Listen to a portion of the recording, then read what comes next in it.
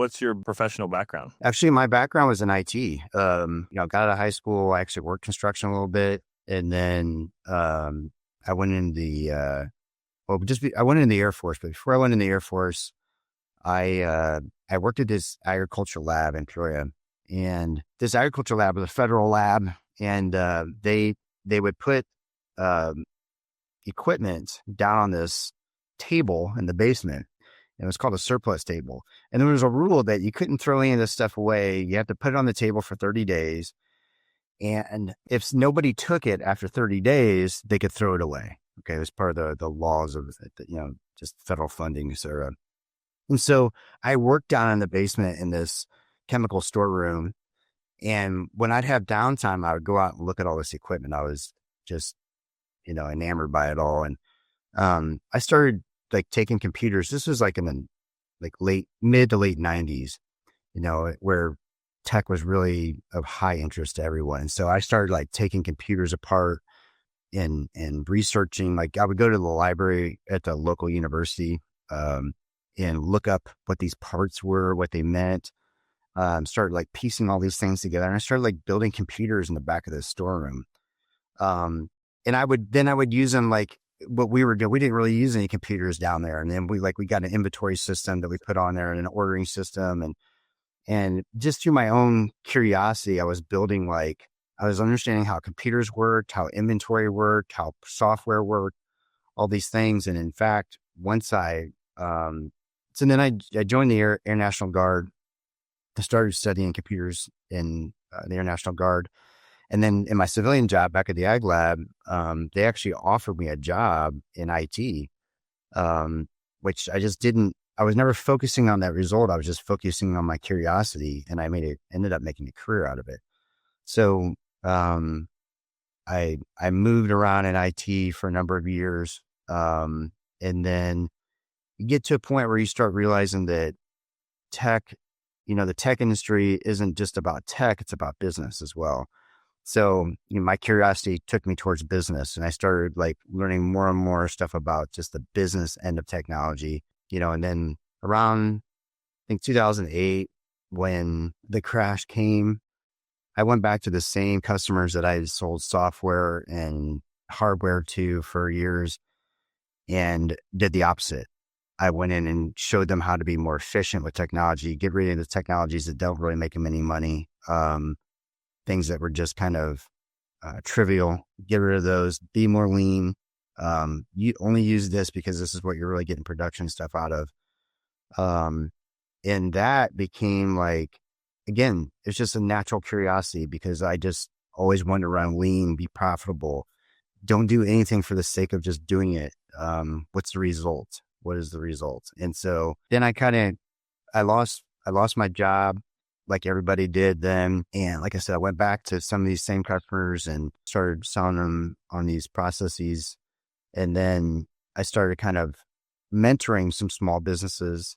And it was a great opportunity to do it because everybody was trying to figure out how to get rid of expenses. So then a guy I knew that had been in business, but he was having trouble financially. We partnered up and we got into the restoration business. We started doing fire damage, water damage, fire damage, storm damage, things like that. Well, that ended up having a natural evolution into doing exteriors as well, because we would go to insurance agents and adjusters with, we provide these water damage services, fire damage services. And once you get a relationship built with them based off of they are somebody that they could call and trust to get things done and take care of their customers.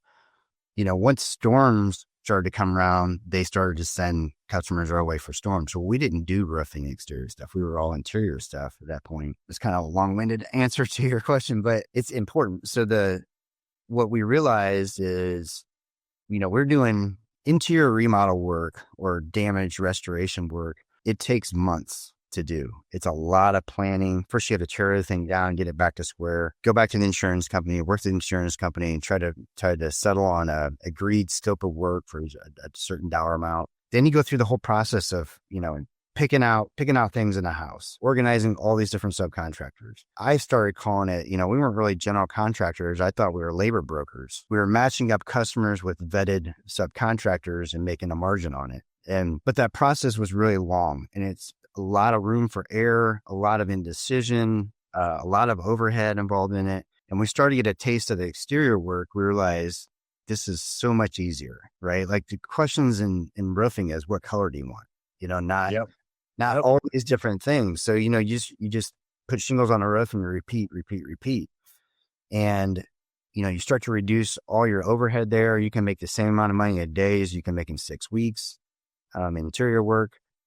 And just started really focusing on that and kind of where we went. And then coincidentally, with the blessings from God, we had a couple of hailstorms, which are nice also. We crossed what we knew in insurance related work with this exterior work that we were doing, and became experts at it. So that's kind of where I got where I'm at now. I love it. That's a very common, very good story though. Very, very cool about the ag, like the ag table part, and then the IT part. That was very, very cool. I've just been having conversations for years, but recently one of my friends, he has a deck business. He's actually one of the he's one of our ProLine customers. And he got his, in Georgia, almost no one gets a license for anything. Any specialty contractor doesn't have a license. It's very frustrating, honestly.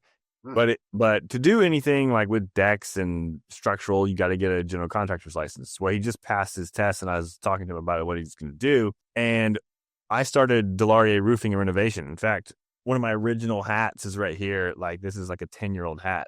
And we would do these expensive remodeling jobs. They could be they're mostly high-end, like lake houses or like high-end neighborhoods. And they'd be, very, very expensive. This is 10 years ago. And you look at that, you're like, this is great. The homeowner thinks you're making a bunch of money. You think you're going to make a bunch of money, but it's all those things you just said. It's time. It's the number one. It's decisions. There's a lot of opportunity for failure that can ruin the profit for the entire job.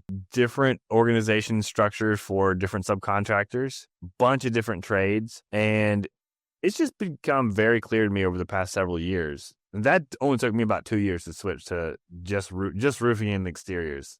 And we were doing, at one point, we were even doing full siding jobs, and we were doing painting, and even that was like an extra thing.